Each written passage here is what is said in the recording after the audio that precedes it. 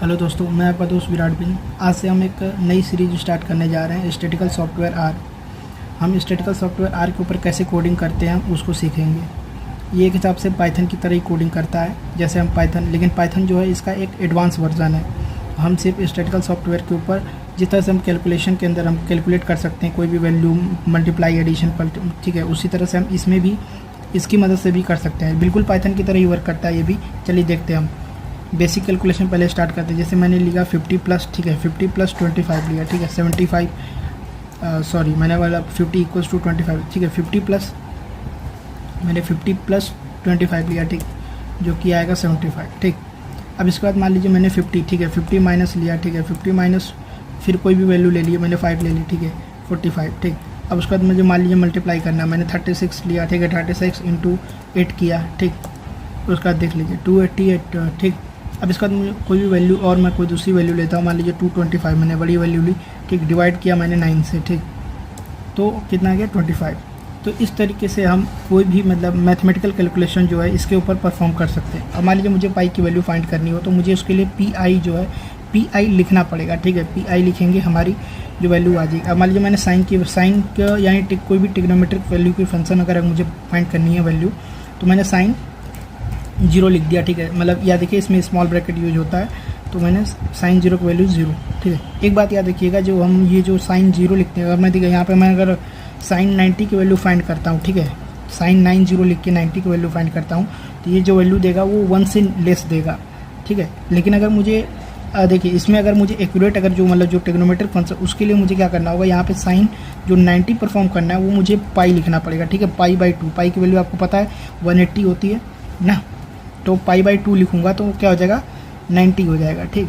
तो sine pi by 2 यानी कि साइन 90 की वैल्यू अब आएगी 1, देख रहे हैं। ये चीज़ आपको ध्यान देना है कि यहाँ पाई की वैल्यू जो हम लिखते हैं वो 90 वो तब लेता है जब हम पाई लिखेंगे, ठीक है। जब पाई लिखेंगे, पाई बाई 2 लिखेंगे तब वो 90 लेगा, यानी कि हमें जो भी कोडिंग करनी है वो रेडियन डिग्री के रेडियन के फॉर्म में करनी है, ठीक है, ना कि डिग्री के फॉर्म में।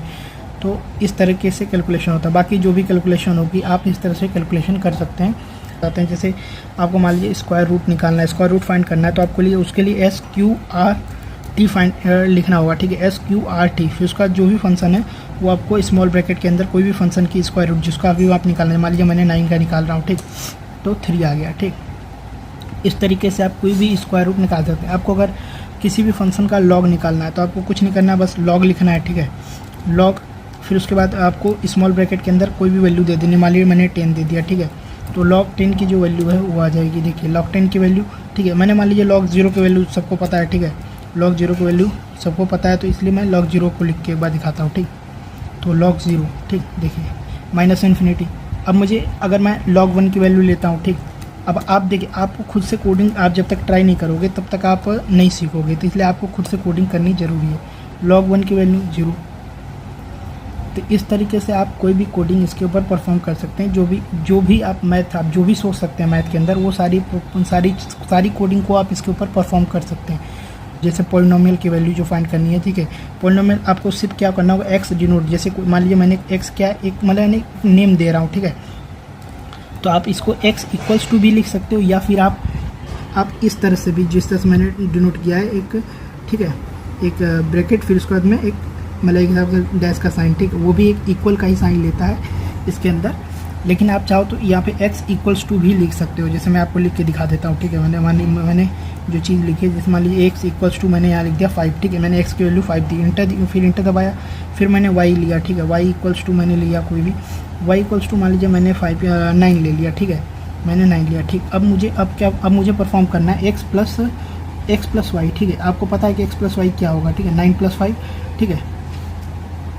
तो अगर मैं मान लीजिए परफॉर्म करता हूँ x प्लस, ठीक है, मैंने x प्लस वाई लिखा, ठीक, x प्लस वाई लिखा, देखिए 14 आ जाएगा, ठीक है। अब मैंने मान लीजिए y माइनस, ठीक है, y माइनस मैंने किया x, ठीक है, y माइनस x, ठीक, y माइनस x किया, देखिए 4 आ गया, ठीक है। अब जो चीज़ मैंने बता रहा था आपको, पीछे बताया मैंने कि जो डिनोशन है, ठीक है, आप जो मतलब जो डेनोट कर रहे हो इक्वल्स टू का साइन आप इस तरह से भी कर सकते हो। मैंने मान लिया ये वाला साइन दिया, ठीक है, मैंने x इक्वल्स टू मैंने मान लीजिए मैंने फिर से मतलब मैं 8 लेता हूँ, ठीक है, और फिर मैंने y इक्वल्स टू जो है मैंने y इक्वल्स टू मान लीजिए मैंने मतलब 7 ले लिया, ठीक 7 लिया। अब मैं x प्लस फिर से मैं x प्लस y करता हूँ, ठीक x प्लस वाई आपको पता है 8 7 15, ठीक तो आ गया 15, ठीक 50।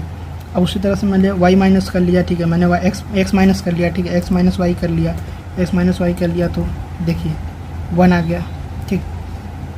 तो आप कोई भी कोडिंग जो है इसकी मदद से आप कोई भी पॉलिनोमियल वाली जो वैल्यूज़ हैं आप उसको भी लिख सकते हो। जो भी चीज़ आप मतलब मैथ के अंदर करते हो, ठीक है, आप वो सारी चीज़ों को इसके अंदर परफॉर्म कर सकते हो। बिल्कुल पाइथन की तरह ही वह ये भी वर्क करता है।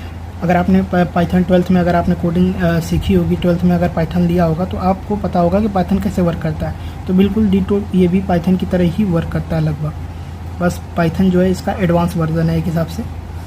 तो अब बाकी आप यहाँ तक की कोडिंग को परफॉर्म कीजिएगा। अगर आपको कोई भी दिक्कत आता है तो आप कमेंट सेक्शन में लिख सकते हैं, और आगे की मतलब अब मैं इसके आगे की जो कोडिंग है मैं अगले वीडियो में बताऊँगा। तब तक के लिए राधे राधे सब।